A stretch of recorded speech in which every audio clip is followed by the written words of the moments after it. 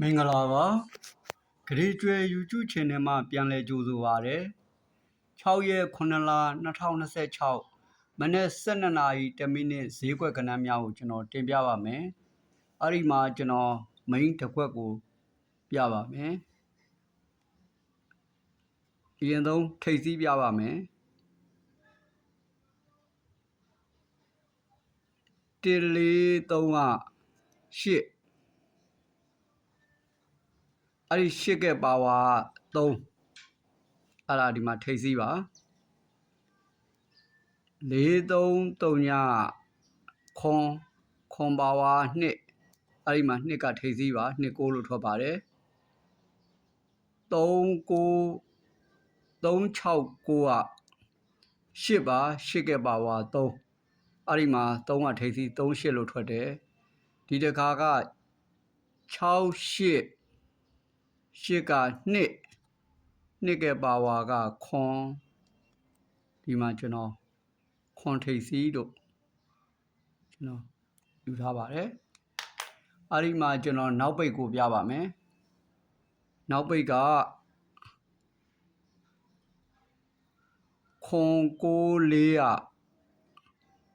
3ညအဲ့ဒီ3ညဒါအပိတ်ပါဒီမှာ30လို့ထွက်တယ်33လုံးက9အဲ့ဒီ9ကအပိတ်ပါဒီမှာ29လို့ထွက်တယ်23ည6က8ပါအဲ့ဒီ8ကဒီမှာအပိတ်ပါ38လို့ထွက်တယ်ဒီတစ်ခါ398က3ညပါအဲ့ဒါကိုကျွန်တော်ဒီမှာ3ည80လို့ဒါကျွန်တော် main တစ်ခွက်ပါနောက်ပိတ်ကနောက်တစ်မျိုးကကြတော့ကျွန်တော်ဒီမှာဒီ2နဲ့5နဲ့ကခွန်ရဲ့ပါဝါဒီမှာ2ပါတပင်ကျော်တယ်1နဲ့4နဲ့က9ရဲ့ပါဝါဒီမှာ3ညပါတပင်ကျော်လိုက်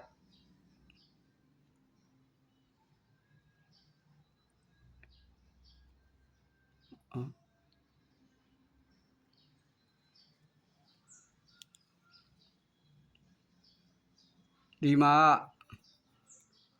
6နဲ့8နဲ့က4ရဲ့ပါဝါဒီမှာ9လို့ကျွန်တော်အဲ့ဒါကြောင့်ဒီမှာခွန်9လို့လဲထည့်ပေးထားပါတယ်နောက်ကကြတော့ဘကောင်ကဗရိတ်ခွန်ဆိုတော့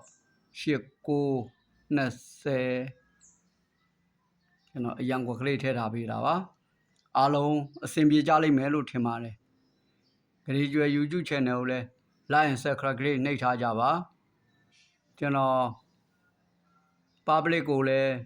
ကျွန်တော်6ပတ်ဒီတစ်ပတ်မှာတင်ပေးထားပါတယ်မိမိတို့ကဏ္ဍတစ်လုံးတွေ့လို့ရှိရင်6နဲ့လည်းကပ်ပြီးတော့ထိုးထားကြပါ public ကိုကျွန်တော်6ပတ်ပေးထားပါတယ်ပြီးခဲ့တဲ့ဘက်ကလည်းကျွန်တော်ပတ်တွေတောက်ချောက်ထွက်ပါတယ်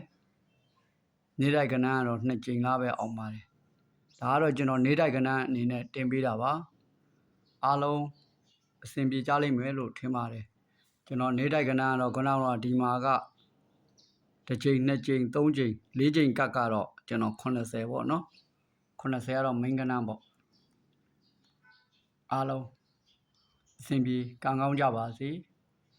TikTokမှာလည်းကျွန်တော်တင်ထားပေးပါတယ်အားလုံးကျေးဇူးပါခင်ဗျာ